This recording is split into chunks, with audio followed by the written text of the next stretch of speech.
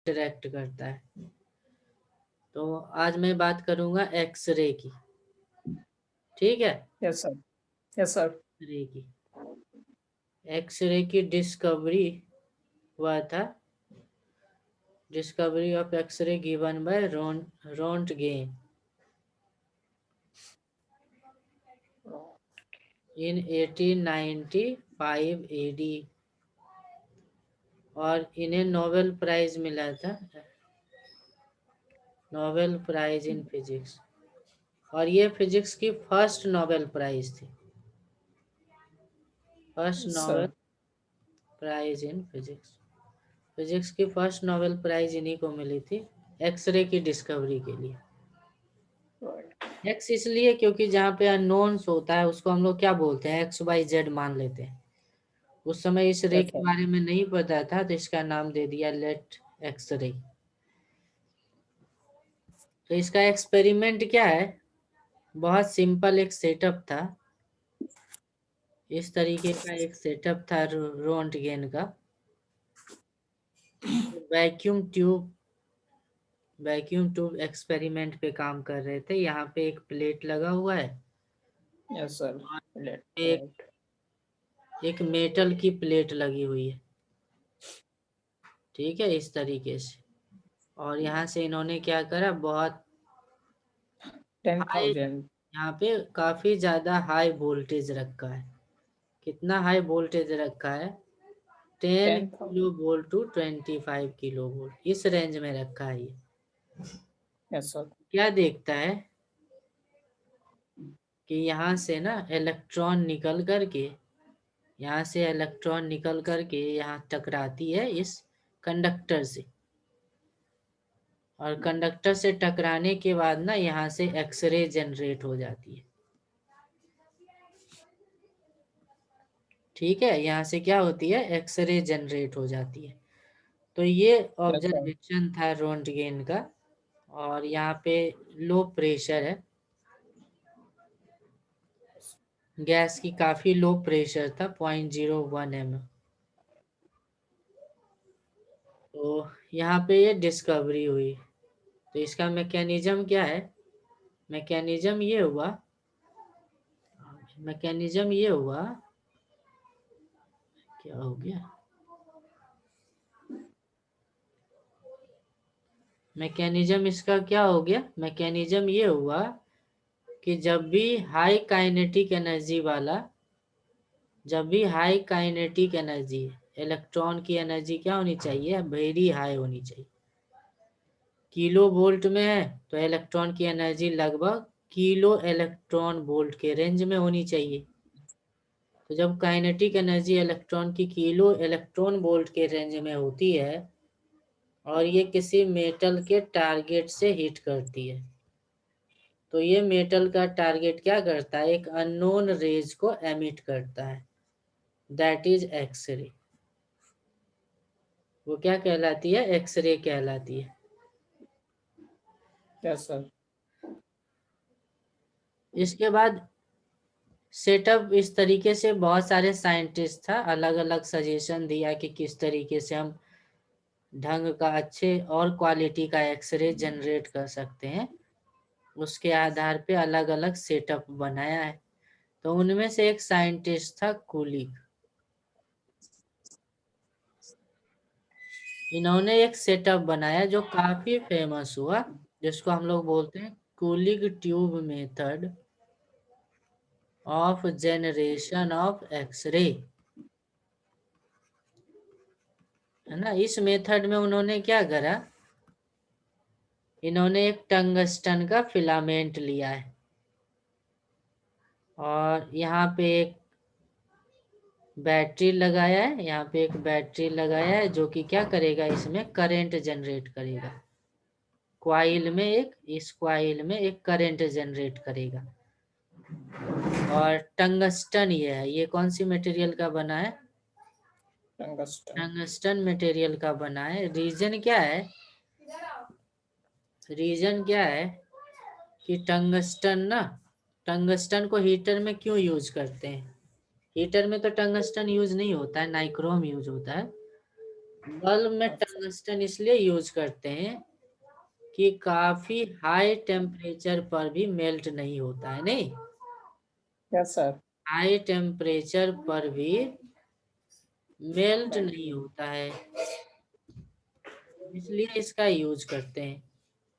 तो इसके बाद क्या किया, काफी ज्यादा हाई टेम्परेचर है और इसके सामने ना किसी मेटल की ऑक्साइड का एक लेयर रख दिया। ये क्या है, किसी मेटल के ऑक्साइड का लेयर, मेटल ऑक्साइड लेयर। ऐसा मेटल ऑक्साइड का लेयर ये लेगा जिसमें कि इसका हीट ये गेन करे और गेन करने के बाद ये इजीली इलेक्ट्रॉन को निकाल पाए सरफेस से। Yes sir. इसका हीट ये लेगा मेटल ऑक्साइड और ये क्या करेगा, इलेक्ट्रॉन को अपने सरफेस से बाहर निकालेगा। फिर यहाँ पे क्या किया कोलिग ने, थोड़ा मैं नीचे दिखाता हूँ सेटअप को। यहाँ पे ये एक क्वाइल थी, इसको मैं छोटा करके दिखा देता हूँ। एक क्वाइल, इस तरीके का एक सर्किट था जिसमें एक क्वाइल लगी हुई थी टंगस्टन की, और यहाँ पे क्वाइल में करंट पास होगी। इसके सामने एक मेटल की ऑक्साइड रखा है जहाँ से क्या पास, जहाँ से इलेक्ट्रॉन मूव करनी है, इलेक्ट्रॉन को मूव करनी है। फिर उसने क्या करा, जहाँ से इलेक्ट्रॉन मूव कर रही है उसके बीच में एक वोल्टेज को सेट कर दिया। माइनस प्लस का क्या करा, एक वोल्टेज सेट कर दिया। तो इस वोल्टेज के कारण क्या होगी, एक इलेक्ट्रिक फील्ड आएगी कि नहीं आएगी पूरे स्पेस में। Yes sir. और जब इलेक्ट्रिक फील्ड आएगी तो यहाँ पे एक इलेक्ट्रॉन है, तो इस इलेक्ट्रॉन पे फोर्स लगेगा क्यू। फील्ड के अपोजिट नेगेटिव चार्ज पे फोर्स लगती है ना, तो इधर फोर्स यस लगे। सर। तो यहाँ पे तो स्पीड बहुत कम था, मिनिमम था, धीरे धीरे इसकी स्पीड बढ़ती जाएगी बढ़ती जाएगी। और राइट साइड में हम एक मेटल का टारगेट रखते हैं। यहाँ पे मेटल का टारगेट है, मेटल टारगेट। और इस मेटल टारगेट की खासियत क्या होनी चाहिए, इस मेटल टारगेट की, इस मेटल टारगेट की क्या होनी चाहिए, मेल्टिंग पॉइंट काफी हाई होनी चाहिए, है ना। और थर्मल कंडक्टिविटी काफी हाई होनी चाहिए। थर्मल कंडक्टिविटी क्या होनी चाहिए, काफी ज्यादा हाई होनी चाहिए मेल्टिंग पॉइंट। और इसका एटॉमिक नंबर भी बहुत ज्यादा होनी चाहिए। तो इन तीन गुण को ये टारगेट रखेगा। अब क्या करते हैं, जैसे ही इलेक्ट्रॉन, इलेक्ट्रॉन के पास पता है ना, जब टकराने लगता है इलेक्ट्रॉन तो उसके पास एनर्जी बहुत हाई होती है, किलो इलेक्ट्रॉन वोल्ट में होती है। तो जब टकराती है बहुत सारा इलेक्ट्रॉन तो ये क्या हो जाता है, काफी गर्म हो जाता है। क्या हो जाता है, काफी गर्म हो जाता है। तो ऐसा ना हो कि पिघल जाए, इसके लिए क्या करते हैं ना, इसको यहाँ से एक इस तरीके का वाटर का ट्यूब इसके अंदर प्लेस करते हैं, वाटर का ट्यूब। यहाँ से पानी अंदर जाएगा, वाटर इन होगा, कोल्ड वाटर, और इसका हीट ये लेकर के गर्म हो जाएगा और यहाँ से हॉट वाटर बाहर कर देगा। थर्मल कंडक्टिविटी ज्यादा रहेगा मेटल का तो तेजी से ये अपना हीट वाटर को देगा। है समझ में कि नहीं। Yes sir. तो इस तरीके का इसने सेटअप करा है कोलिग ने।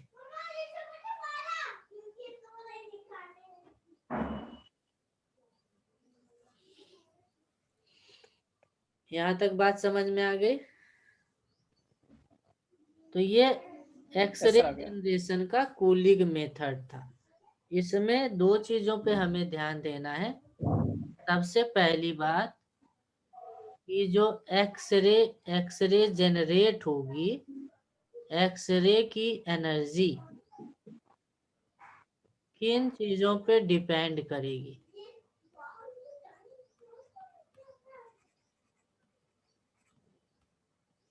ये बताना है आपको। एक्सरे की एनर्जी किन चीजों पे डिपेंड करेगा। तो एक्सरे देखो कैसे जनरेट हुआ।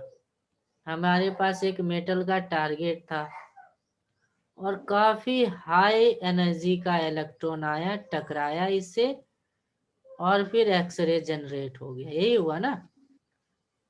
इसका हाँ सर। मतलब क्या है कि इलेक्ट्रॉन के पास जो एनर्जी थी, उसी एनर्जी का एक पार्ट किसके पास चला गया? एक्सरे के पास चला गया।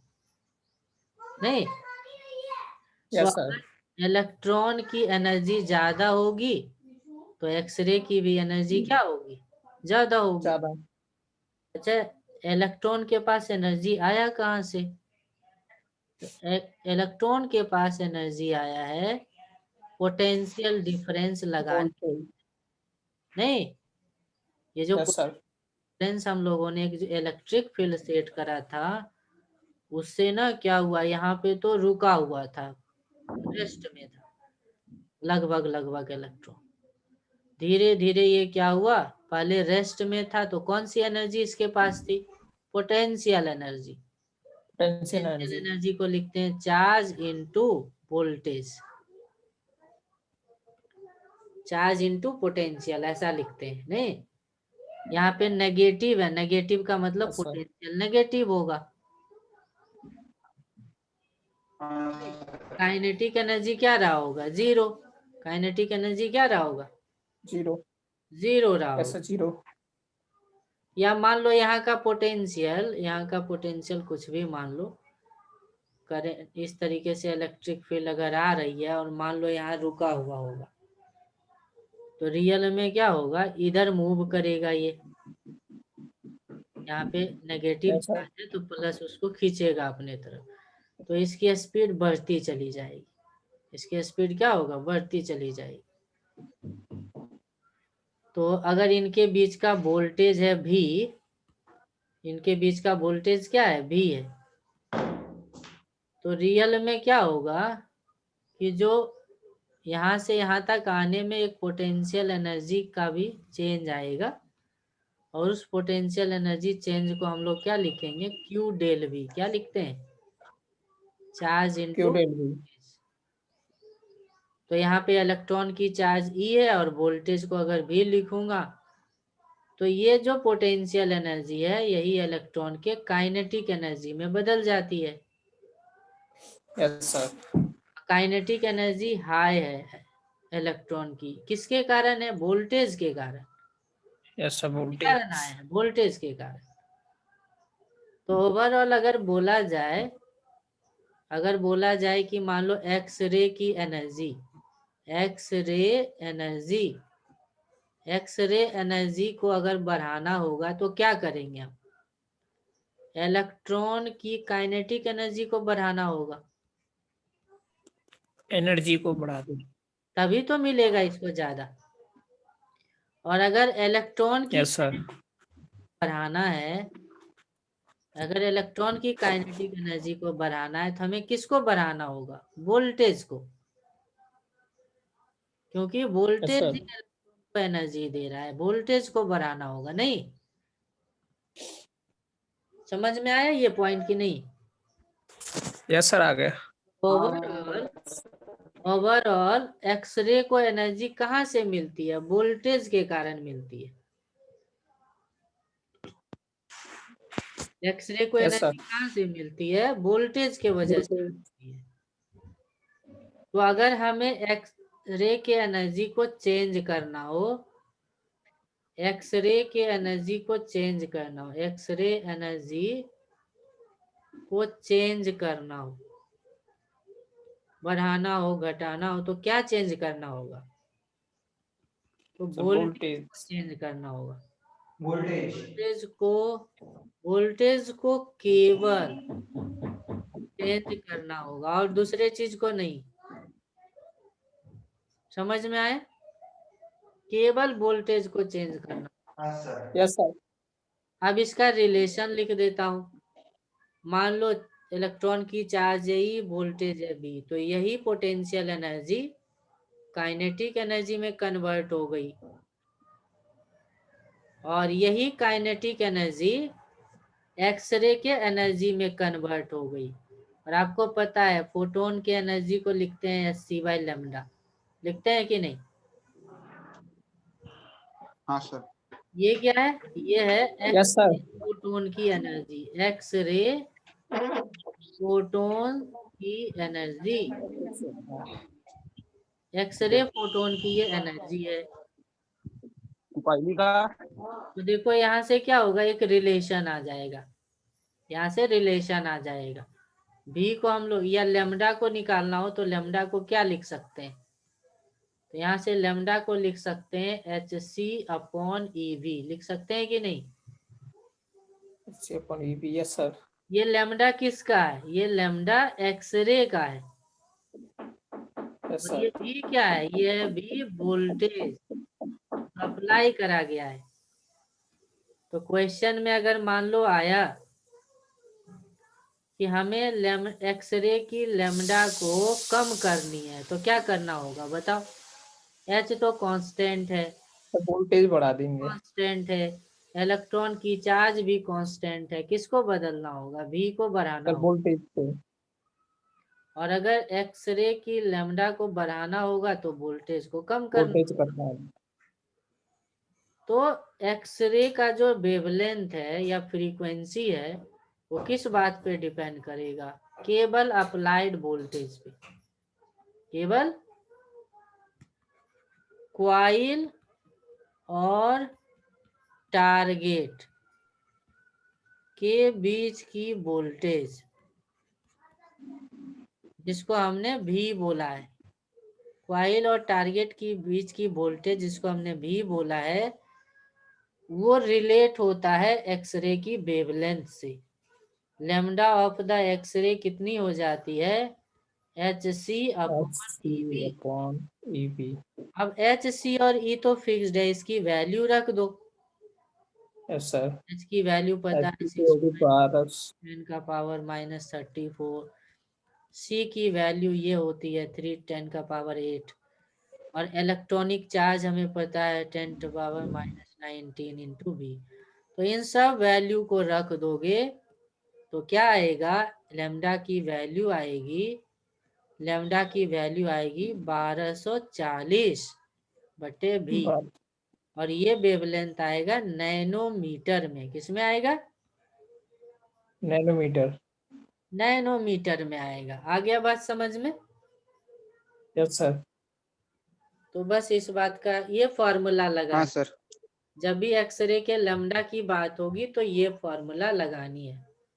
अब 140 कुछ चीजें और मैं डिस्कस कर रहा हूँ एक्सरे में, इसी लैम्डा से रिलेटेड, इसी लैम्डा से रिलेटेड कुछ चीजें और मैं बता रहा हूँ।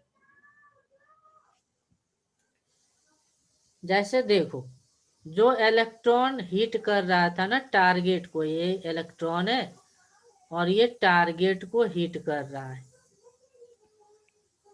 तो दो पॉसिबिलिटी है। मान लो इसके पास एनर्जी है ई। किसके पास एनर्जी है? ई, इलेक्ट्रॉन के पास। Yes sir. और इलेक्ट्रॉन यहाँ से टकराया, इससे कॉलिजन किया और यहाँ से एक्सरे जनरेट हो गया। और मान लो एक्सरे के पास भी एनर्जी हो गया ई। इसका मतलब क्या हुआ? इसका मतलब हुआ कि इलेक्ट्रॉन ने अपनी सारी एनर्जी एक्सरे जनरेशन में खपत कर दी। Yes sir. ये आइडियल केस है। ये क्या है? आइडियल। Ideal case. लेकिन रियल में क्या होता है? रियल केस में क्या होता है? जब एनर्जी ये की स्पीड। इलेक्ट्रॉन टकराता है तो इस इलेक्ट्रॉन की एनर्जी का एक पार्ट टकराने के बाद ट्रांसफर। एक पार्ट इसका हीट के फॉर्म में लॉस्ट हो जाता है और दूसरा बचा पार्ट एक्सरे के एनर्जी के रूप में आता है। मान लो हीट एनर्जी है E1 और एक्सरे की एनर्जी है E2, तो E हो जाती है E1 plus, E1 plus E2। ये हो जाती है। रियल में ये होती है, यस सर। रियल में ये होती है। तो आप बता सकते हो कि ये वाली मान लो वेवलेंथ है λ1 और ये वाली वेवलेंथ है λ2, तो कौन सा वेवलेंथ बड़ा होगा, λ1 की λ2?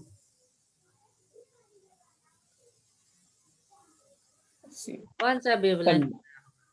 लेमडा 1 की लेमडा 2?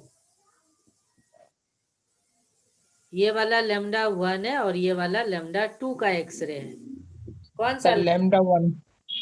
तो देखो ना, आइडियल केस में ज्यादा एनर्जी लिया है ना। Yes sir, lambda 1। एनर्जी का वेवलेंथ के साथ फॉर्मूला पता है कि नहीं, hc/λ। अच्छा, ये जो एक्सरे जनरेट हुआ है ये तो मैक्सिमम एनर्जी के साथ जनरेट हुआ ना, जो भी था वो टोटल ले लिया। इससे ज्यादा कुछ हो सकता है क्या? हाँ नहीं सर। ये जो आइडियल केस में एनर्जी की बात कर रहा हूँ, ये एक्सरे की मैक्सिमम एनर्जी है। अच्छा, एनर्जी यस सर, मैक्सिमम तो वेवलेंथ मिनिमम होगा कि नहीं? मिनिमम। हाँ सर। इसका मतलब अभी जो हमने केस डिस्कस करा था वो मिनिमम वेवलेंथ का कंडीशन था। किसका कंडीशन था? Minimum wavelength. मिनिमम वेवलेंथ का फॉर्मूला हम लोगों ने अभी अभी देखा था, 1240/b एंगस्ट्रॉम। ये मिनिमम वेवलेंथ है, इस मिनिमम है। इसके बाद क्या होगा? मिनिमम सर ये लेमडा की नैनोमीटर वैल्यू। का था सर। हाँ बोलो। एक किलो और आएगा सर। क्या? सर ये 12,400 होगा सर एंगस्ट्रॉम में। हाँ, एंगस्ट्रॉम में। नैनोमीटर में मैं लिखूंगा क्योंकि नैनोमीटर वाला ज्यादा यूज होता है। नैनोमीटर में, ठीक है। Yes sir. नैनोमीटर में, नैनोमीटर में इसको लिख दो, नैनोमीटर में। एंगस्ट्रॉम में लेंगे तो 12,400 हो जाएगा। यस। चलो, अब देखो रियल में लेमडा क्या होगा, क्योंकि एक्सरे रियल में जो होगी वो टोटल एनर्जी लेगी नहीं, तो उस लेमडा की वैल्यू लेमडा मिनिमा से ज्यादा होगी। क्या होगी? ज्यादा होगी। कितना यस सर। ज्यादा होगी? और मैक्सिमम लिमिट क्या है? ऐसा हो सकता है, कभी कभी ऐसा भी तो हो सकता है कि इलेक्ट्रॉन टकराए मेटल सरफेस से, और टकराने के बाद ऐसा भी संभव है कि सारी एनर्जी हीट के ही फॉर्म में लॉस्ट हो जाए। ऐसा भी संभव है। X ray, yes sir. एक्सरे बहुत कम, मतलब समझो 99.999% हीट ऑफ फॉर्म में। Electron energy goes as heat. तो बचा एक्सरे, उसकी वेवलेंथ क्या होगी बताओ? तो इसके पास एनर्जी लगभग पहुंची है 0।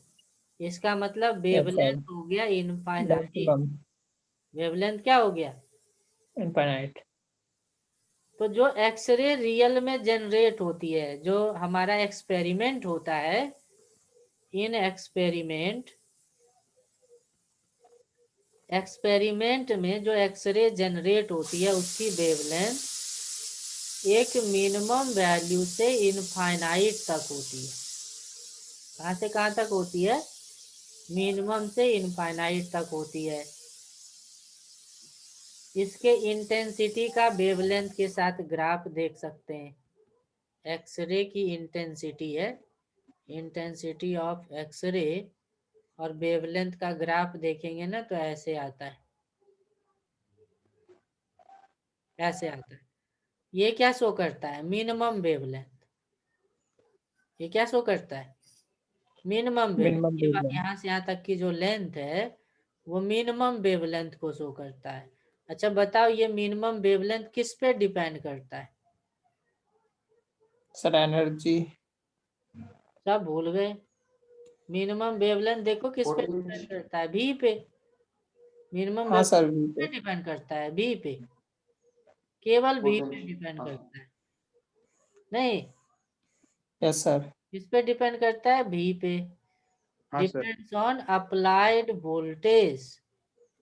अप्लाइड वोल्टेज पे डिपेंड करता है ये भी मिनिमम। और उसके बाद देखो बहुत सारा लेमडा इसके पास है। इसके पास है लेमडा 1, लेमडा 2, लेमडा 3, लेमडा 4, बहुत तरीके का लेमडा है। और इनफाइनाइट लेमडा भी है।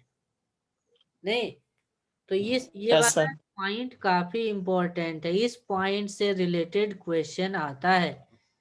और आपको याद रखना ये लैम्डा मिनिमा का पॉइंट है और ये केवल और केवल अप्लाइड वोल्टेज पे डिपेंड करती है।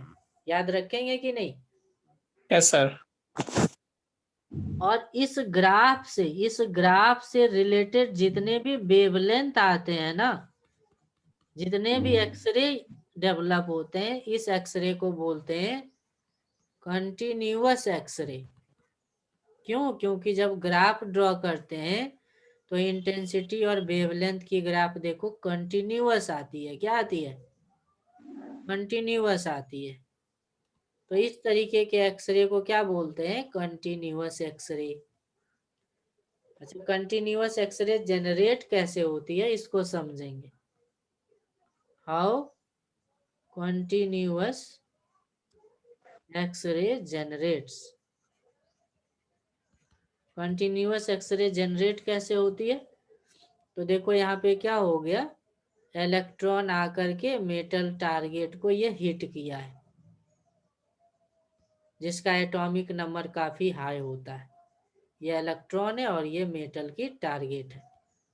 तो रियल में अगर आप इसको जूम करके देखो, इसको जूम इन करके देखो,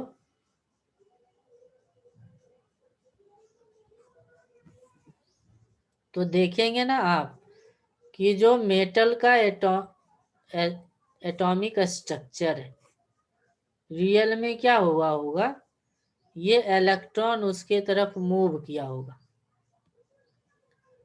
और इस एटॉमिक स्ट्रक्चर में जितने भी इलेक्ट्रॉन्स है ना, इसके मूवमेंट को अपोज करेगा। करेगा कि नहीं करेगा?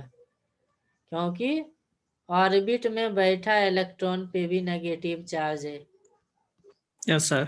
और इसके पास भी नेगेटिव चार्ज है, तो इस पे एक अपोजिशन वाला फोर्स लगेगा, रिपल्सिव फोर्स लगेगा। अच्छा, जब रिपल्सिव फोर्स लगेगा तो इसकी स्पीड कम होगी कि ज्यादा होगी? सर स्पीड कम हो जाएगी। Speed of electron decreases. It means there is retardation. There is retardation of electron. Electron में क्या आ जाती है? रिटार्डेशन आ जाती है, यही ना? Retardation. हमारे पास एक थ्योरी है, इलेक्ट्रोमैग्नेटिक थ्योरी। इलेक्ट्रोमैग्नेटिक थ्योरी, ये थ्योरी क्या कहता है? whenever a charge accelerate or retard, they emits Yes, sir. electromagnetic radiation. वो क्या करता है? इलेक्ट्रोमैग्नेटिक रेडिएशन को एमिट करता है।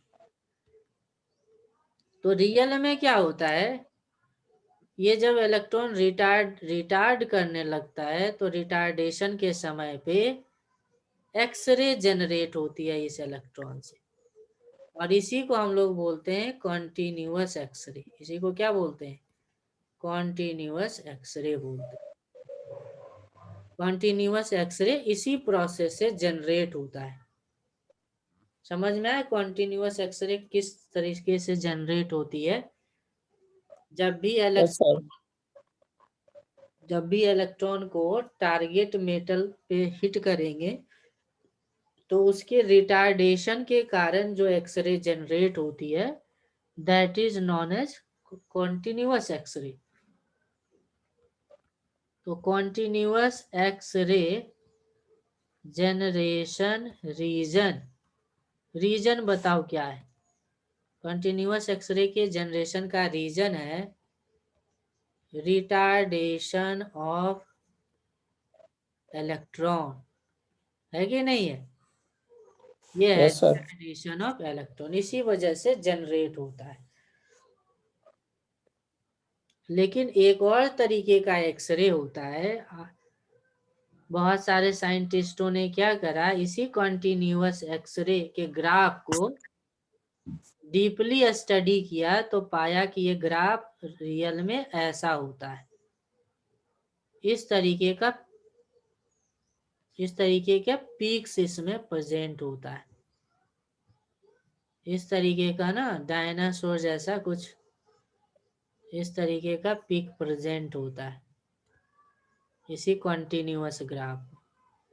मैं तो थिकनेस बहुत ज़्यादा दिखा रहा हूँ, ये थिकनेस पहले दिखा भी नहीं था साइंटिस्ट लोगों को, ठीक है। Yes sir. हाँ, तो ये इस तरीके का पीक प्रेजेंट होता है। तो नेसेसरली कुछ एक्सरे ऐसे हैं जिसका वेवलेंथ, उस वेवलेंथ के करस्पॉन्डिंग इंटेंसिटी देखो एकाएक बहुत हाई हो जा रही है, नहीं हो जा रही, बगल यस सर। बगल वाले का इंटेंसिटी कम है, लेकिन वहां पे अगर देखो तो इंटेंसिटी एकाएक बहुत ज्यादा हो रही है। तो ये जो कम। पीक है, इस पीक के करस्पॉन्डिंग जो λ1 λ2 λ3 λ4 हमने यूज करा है, इसके करस्पॉन्डिंग जो एक्सरे होती है इसको बोलते हैं कैरेक्टरिस्टिक एक्सरे। इसको क्या बोलते हैं? Characteristic x-ray. ये कैसे जनरेट होती है इसका रीजन समझेंगे, ये कैसे जनरेट होती है इसका मैकेनिज्म समझेंगे। Mechanism of generation of characteristic x-ray. Characteristic x-ray generation का मैकेनिज्म सिमिलर ही है, थोड़ी सी चेंज है। मान लो ये न्यूक्लियाई है मेटल टारगेट का, और इस तरीके का एटॉमिक स्ट्रक्चर होता है। तो कभी कभी क्या होता है, जब इलेक्ट्रॉन मूविंग होता है, इलेक्ट्रॉन के पास बहुत ज्यादा हाई स्पीड होता है, बहुत हाई स्पीड है, वेरी हाई स्पीड। तो क्या करता है ना, ये ना एकदम अंदर तक चला आता है, इलेक्ट्रॉन उसके अंदर तक बहुत चला आता है, और फिर क्या करता है, डायरेक्टली हिट कर देता है उस इलेक्ट्रॉन को जो ऑर्बिट में मूव कर रहा होता है। आपको पता है बोर्स थ्योरी से कि जब इसको हिट करेगा तो कॉलिजन के वजह से एनर्जी गेन कर लेगा ये, यस सर। तो ये जंप कर जाएगा बाहर वाले ऑर्बिट में, बाहर वाले ऑर्बिट में जंप कर गया, यहाँ पे चला आया। लेकिन यहाँ पे क्या हो गया, यहाँ पे वैकेंसी क्रिएट हो गया। Yes sir. वैकेंसी को फिल करने के लिए बाहर में कोई दूसरा इलेक्ट्रॉन बैठा रहता है, वो उसको फिल करने के लिए जंप करता है, और जैसे ही जंप करता है तो जंपिंग में क्या होती है, एनर्जी रेडिएट करता है, और ये जो रेडिएशन होता है that is called characteristic x-ray. इसी को क्या बोलते हैं? कैरेक्टरिस्टिक। Characteristic x-ray. तो कैरेक्टरिस्टिक एक्सरे जनरेशन का रीजन है direct collision of electron with the inner orbital electrons of the target. समझ में आ गया? Characteristic yes sir. कैसे जनरेट होता है इसका मैकेनिज्म समझ में आ गया क्या? यस सर, आ गया। हाँ, तो इस वे में जनरेट होता हाँ है। Sir.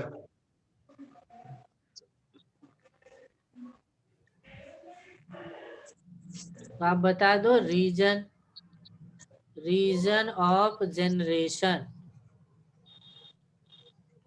Of characteristic x-ray. Characteristic x-ray reason क्या है? Due to direct collision of moving electron with the inner orbital electron, ये रीजन है। और इस वजह से जो जनरेट होती है एक्सरे उसी को बोलते हैं हम लोग कैरेक्टरिस्टिक एक्सरे, उसी को क्या बोलते हैं? कैरेक्टरिस्टिक। Characteristic x-ray. अच्छा, ये किन चीजों पे डिपेंड करेगा? ये किन चीजों पे डिपेंड करेगा? कैरेक्टरिस्टिक एक्सरे किन चीजों पे डिपेंड करेगा? तो ये डिपेंड करता है characteristic x ray.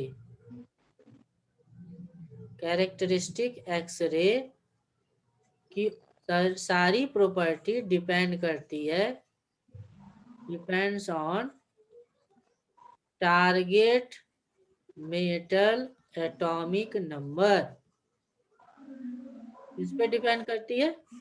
Atomic number atomic पे नंबर। डिपेंड करती है, एटॉमिक नंबर पे डिपेंड करती है।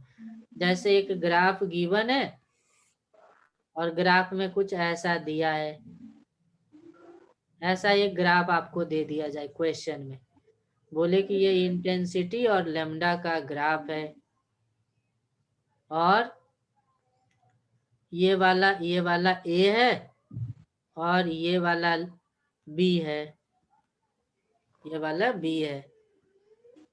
तो क्वेश्चन में क्या बोला गया? क्वेश्चन में बोला गया कि ये जो गैप है इसकी लेंथ ए हो गई, यही लेंथ तो ए है ना, और ये वाली लेंथ क्या है? बी है। Yes sir. तो बताओ कि ए किस पे डिपेंड करता है और बी किस पे डिपेंड करता है? ए किस पे डिपेंड करता है और बी किस पे डिपेंड करता है, बताना है।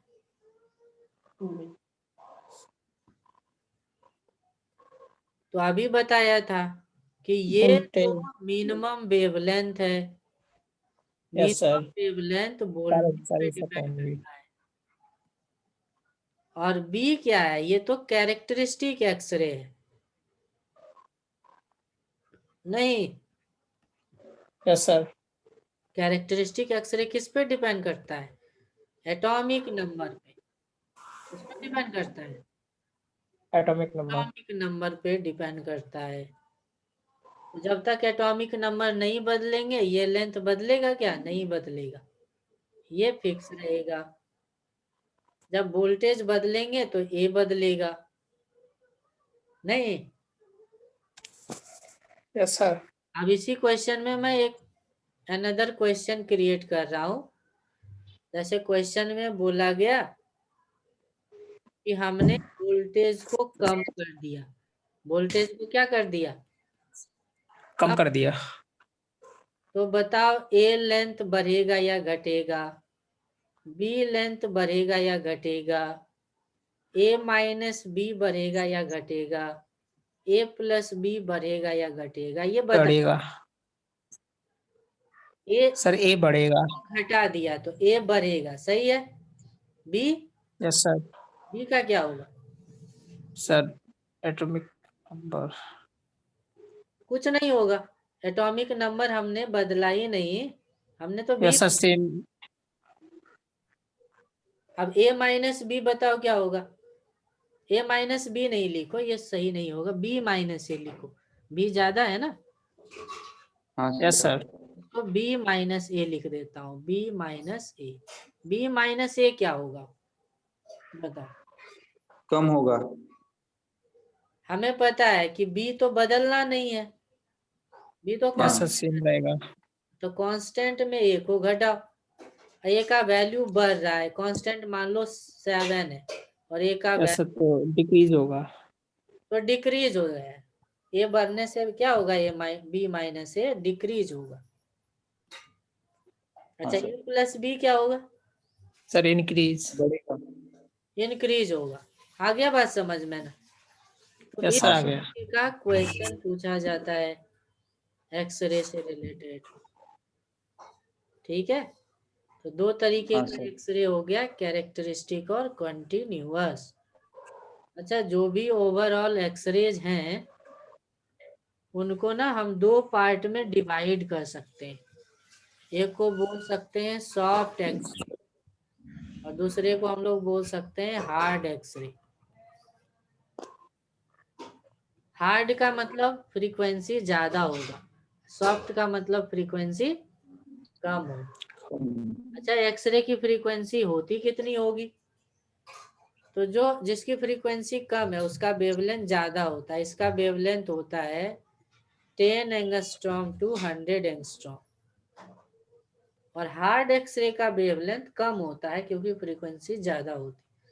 ये 0.1 एंगस्ट्रॉम टू 10 एंगस्ट्रॉम तक होती है। ये वेवलेंथ है। अब फ्रीक्वेंसी का ऑर्डर लगभग इसमें 10 का पावर 18 हर्ट्ज और इसमें भी 10 का पावर 18 हर्ट्ज के रेंज में होता है। ठीक है, तो 10 का पावर 18 से यस सर। समझ जाओगे कि वो एक्सरे है। 10 के पावर 18 से क्या समझ जाओगे कि वो एक्सरे है। और इस वेवलेंथ से आप समझ जाओगे कि वो एक्सरे है। तो सॉफ्ट एक्सरे की डेफिनेशन क्या हो गई? जिसकी फ्रीक्वेंसी कम या ज्यादा हो गई, इसकी वेवलेंथ की रेंज है, फ्रीक्वेंसी की रेंज है। तो ये बता सकते हो सॉफ्ट एक्सरे और हार्ड एक्सरे क्या है। अब इसके बाद कुछ पॉइंट्स हैं उसको मैं डिस्कस करूंगा। क्या पॉइंट्स है? दो टर्म्स यहाँ पे यूज में आता है। एक होती है इंटेंसिटी और एक होती है एनर्जी या इंटेंसिटी और पेनेट्रेशन पावर।